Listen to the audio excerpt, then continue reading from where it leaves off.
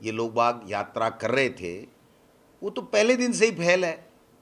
जब नड्डा जी आए थे उस दिन गिनती के 100-150 आदमी थे, और उसके बाद में जहाँ जहाँ जिस जिस क्षेत्र में गई है, जो गाड़ी में साथ लेके जा रहे हैं 10-20 लोग वही होते हैं, लोकल जनता एक भी नहीं होती है।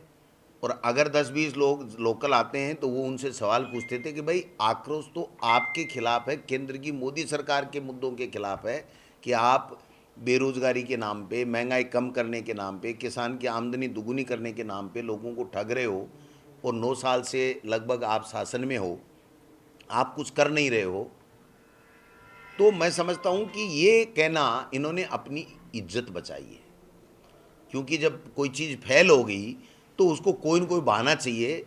अगर इनको जन आक्रोश रैली कोरोना को देखते हुए स्थगित करने का था, तो कल पूनिया जी को जब पूछा गया तो उन्होंने कहा नहीं, हमारी जन आक्रोश यात्रा चालू रहेगी।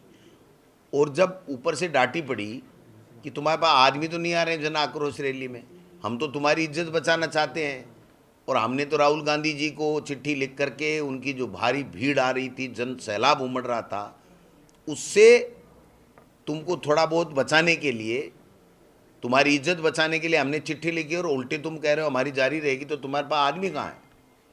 तो ये जो जन आक्रोश इनकी यात्रा का स्थगित करने की जो नौटंकी की है, ये एक और बड़ा झूठ है, एक बहुत ही नौटंकी का काम है। क्योंकि ये यात्रा तो प्रथम दिन से ही फैल रही है, क्योंकि राज्य सरकार के खिलाफ कोई जन आक्रोश नहीं है। 4 साल से जो उनकी फ्लैगशिप योजनाएं हैं वो बहुत अच्छे तरीके से चल रही हैं, जनता को उसका लाभ मिल रहा है। पूरे देश में मुख्यमंत्री चिरंजीवी योजना हो, इंग्लिश मीडियम की स्कूलें हों, किसान मित्र ऊर्जा योजना हो, इनकी सबकी चर्चाएं पूरे देश में हो रही हैं कि राजस्थान में बहुत अच्छे फ्लैगशिप योजनाएं जिससे लोगों को लाभ मिल रहा है। हाँ, अभी अभी मैसेज आया मेरे पास में कि वो 28 तारीख को जयपुर में रहेंगे, और जयपुर की 2 जो लोकसभा क्षेत्र हैं, ग्रामीण और शहर, उसके जो एमपी कैंडिडेट, एमएलए या एमएलए कैंडिडेट, फ्रंटल ऑर्गेनाइजेशन के जो अध्यक्ष हैं जिले के, और उसके जो पीसीसी के जो पदाधिकारी इंचार्ज हैं, उनके साथ में एक महत्वपूर्ण बैठक वो लेने जा रहे हैं। तो मैं समझता हूँ कि ये जयपुर से हम लोग शुरुआत कर रहे हैं, आगे भी इसका कार्यक्रम जब प्रभारी जी आएंगे तो वो जो समय बताएंगे उसके हिसाब से सबसे फीडबैक लेने का, सबसे चर्चा करने का, आगामी तैयारी करने का, और भारत जोड़ो यात्रा का जो फीडबैक आया है उसके आधार पे चर्चा करने का, और उसके बाद में जो हाथ जोड़ो जो कार्यक्रम हमारा 26 जनवरी से चालू होने वाला है, जो बूथ स्तर के ऊपर लोगों को जाना है, उसके बारे में भी चर्चा करेंगे। और जो हमने फैसला लिया है प्रदेश कांग्रेस कमेटी ने कि भाई महीने में एक दिन 13-15 किलोमीटर कम से कम जो है वो हर नेता, मंत्री, आपका प्रभारी, जो इंचार्ज सेक्रेटरी वगैरह हमारे पीसीसी के हैं वो हैं, तमाम एमएलएज हैं, एक्स एमएलएज हैं, जो टिकट चाहते हैं या चुनाव लड़े हैं, दोबारा लड़ना चाहते हैं, वो सब नेता इलाकों में पैदल चल करके लोगों की समस्याओं को सुनेंगे और उसके समाधान की पूरा प्रयास करेंगे। कल दिल्ली में भी मीटिंग, ये जो आप बता रहे हो यात्रा जो पैदल चलेगी, इसका स्वरूप कैसा होगा? क्या ये भारत देखिए, जोड़ो यात्रा स्वरूप अभी हमने इसको कोई फाइनलाइज तो नहीं किया है, सर्कुलर जब निकालेंगे तब लेंगे, लेकिन हमारे मन में ये है कि मंत्रियों को हम अलग अलग ज़िलों में अलग अलग मंत्रियों को हर महीने में अलग अलग भेजते जाएंगे। वहाँ के लोकल लीडर एमएलए वगैरह साथ में रहेंगे ही रहेंगे। एमएलए अपने क्षेत्र में निकालेगा और पदाधिकारी अपने खुद के क्षेत्र में भी निकालेगा, तो जहाँ उसको प्रभार दिया वहाँ भी वो साथ चलेगा। और वहाँ के लोकल प्रधान है, मेयर है, पार्षद है, सरपंच है, पंचायत समिति मेंबर है, जिला परिषद मेंबर है, पार्टी के पदाधिकारी हैं, अग्रिम संगठनों के पदाधिकारी हैं, प्रकोष्ठों के डिपार्टमेंट्स के जो पदाधिकारी हैं, वो सब मिल करके और इस यात्रा को गांव, ढाणी, मोहल्ला, शहर, वार्ड सब जगह जाएंगे। अपना टूर प्रोग्राम हम पहले से उनसे मांगेंगे कि आप कौन से महीने में, डेट हम फिक्स करेंगे, एक उसी दिन चलना है, तो वो जो प्रोग्राम हम पहले से मांगेंगे और उसके उस यात्रा में चल रहे हैं कि नहीं चल रहे हैं, क्या रिजल्ट आ रहा है, कितने लोग, कितनी जनसुनवाई हो रही है, कितने लोग साथ चल रहे हैं, उसके लिए हम अलग से प्रभारी लगाएंगे, जिससे उसकी रिपोर्ट तत्काल उसी दिन आती रहे कि कौन नेता कहाँ पर चला और कितनी समस्याओं को सुना, कितने लोग मिले और कैसे जन सुनवाई। तो आखिरी में जब ये एंड होगा या बीच में जहाँ भी हमको लगेगा तो वो अपनी सुविधा अनुसार जन सुनवाई भी लोगों की करेंगे। तो एक तरीके से जो विकास के काम हुए हैं उनकी चर्चा भी हो जाएगी, एक तरीके से जो हमारी सरकार की जो फ्लैगशिप योजनाएं हैं उनके बारे में भी लोगों को हम जागरूकता कर देंगे, पंपलेट भी बांटेंगे, भारत जोड़ो यात्रा की के पंपलेट भी बांटेंगे हम, और इसके हमारी फ्लैगशिप योजनाओं के भी बांटेंगे। लोकल नेता है वो अपना जो काम कराया है उसके बारे में भी वो चर्चा करेगा, उसके भी पंपलेट बांट सकता है। तो ये सारी चीज़ें समाहित करके करेंगे। इसका नाम भारत जोड़ो यात्रा जरूर नहीं होगा, लेकिन यात्रा का अलग से हम नाम देंगे। सोच रहे हैं किस तरीके से कौन सी नाम से हम इस यात्रा को शुरू करें, तो वो तो जिस दिन सर्कुलर आएगा हम बता देंगे। लेकिन ये करना है, 100% सबको करना पड़ेगा। यात्रा में आए सर, बहुत सारी शिकायतें भी आई, ज्ञापन भी मिले, किस तरह से डिस्पोजल रहेगा? देखिए, यात्रा में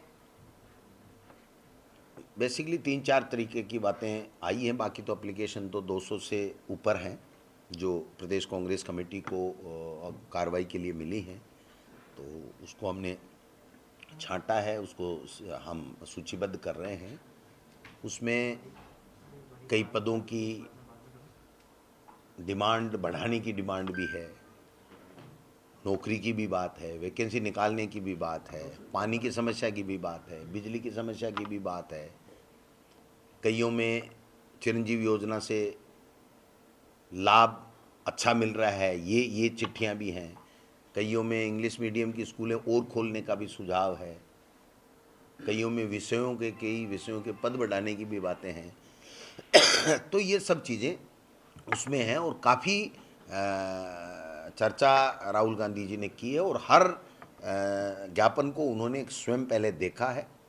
कई जगह ऐसा भी मौका आया आज दिन में 2, 5, 7 दफ़े जब उन्होंने बात को समझा है कि भाई ये भैया क्या कहना चाहता है, ये बहन क्या कहना चाहती है, इसका सरकार के प्रति ये योजना के बारे में या किसी विभाग के बारे में बात है तो आप क्या समझते हो। तो जो हमारे उस वक्त नॉलेज में था वो हमने उनको ब्रीफ किया कि ये इस तरीके से हैं और फिर उन्होंने कहा दिया। जैसे वन अधिकार की जो बात थी उसमें ज्ञापन आया था कि साहब हमें पूरा लाभ नहीं मिला, तो सरकार ने तत्काल उसको दिखवाया तो उन्होंने कहा साहब 98% उसकी कंप्लाइंस हो चुकी है।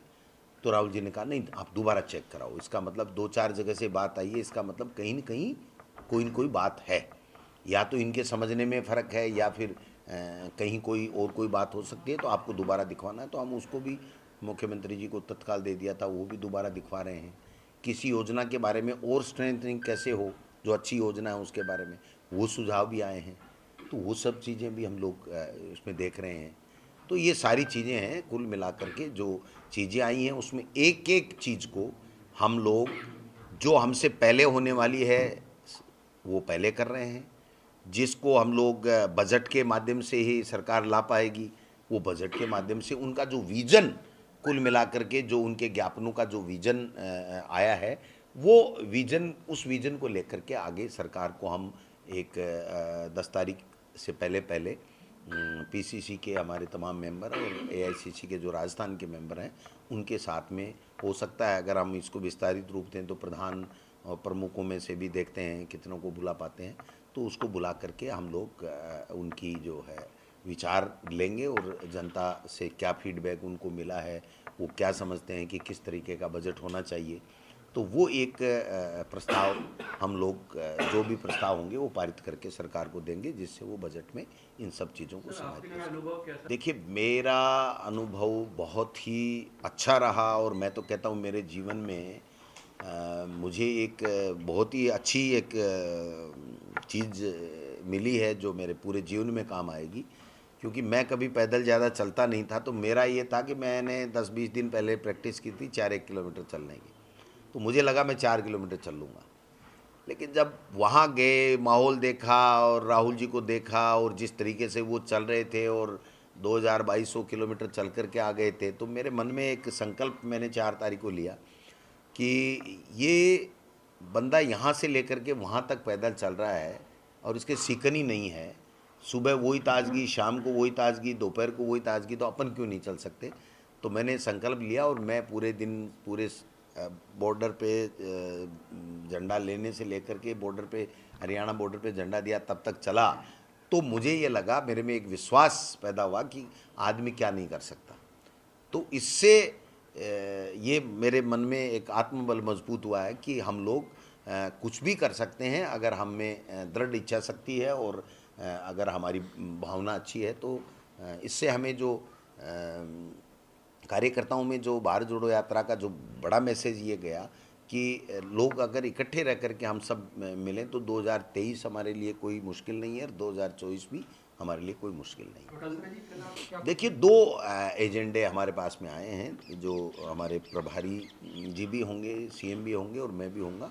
पहला एजेंडा हमारे पास में है कि भाई जो हाथ से हाथ जोड़ो हमारा कार्यक्रम 26 जनवरी से शुरू हो रहा है, जो बूथ स्तर से लेकर के शुरू होगा और सभी बूथों में ब्लॉकों में 1-1 महीने यानी 2 महीने तक हर विधानसभा क्षेत्र में 2 ब्लॉक हैं, एक ब्लॉक में 1 महीने और दूसरे ब्लॉक में 1 महीने, 2 महीने चलेगा।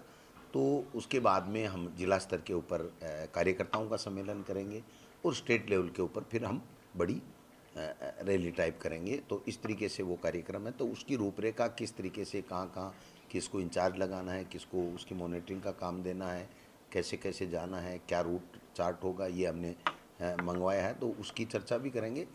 और दूसरा संगठन के मुद्दों के ऊपर, क्योंकि संगठन के चुनाव हो चुके हैं और अब नया संगठन बनना है, जिले का, ब्लॉक का, मंडल का, प्रदेश की कार्यकारिणी, ये तमाम बनने हैं। तो उसके बारे में भी महत्वपूर्ण चर्चाएं होने की उम्मीद है। राष्ट्रीय अध्यक्ष जी लेंगे? जो AICC में हमको बुलाया है, राष्ट्रीय अध्यक्ष जी लेंगे, जनरल सेक्रेटरी ऑर्गेनाइजेशन लेंगे, वो तो उनका काम है, लेकिन हम सबको बुलाया और हम लोग जाएंगे। 25 तारीख में भी कोई चर्चा होगी, कोई डिसिप्लिनरी कमेटी की मीटिंग कल की? मेरी नॉलेज में नहीं है कुछ भी। हाथ से हाथ जोड़ो ये 15 किलोमीटर में इंक्लूड होगा या कुछ अलग तर्ज पर? नहीं, देखिए, वो चीज़ ही अलग है। हाथ से हाथ जोड़ो कार्यक्रम चल रहा है, अब उसके दौरान भी आप 15 किलोमीटर चलो, महीने में 1 दिन, कोई दिक्कत नहीं। महीने में 5 दिन चलो तो कौन मना करेगा, लेकिन 1 दिन 15 किलोमीटर चलना ही है। नमस्कार, मैं हूं मानक गुप्ता। अगर आपको हमारा ये वीडियो पसंद आया हो तो इसे लाइक और शेयर जरूर करें और हां, हमें सब्सक्राइब और फॉलो करना ना भूलें ताकि आप देश और दुनिया की कोई खबर मिस ना करें। तो जुड़े रहिए हमारे साथ और देखते रहिए न्यूज़ 24।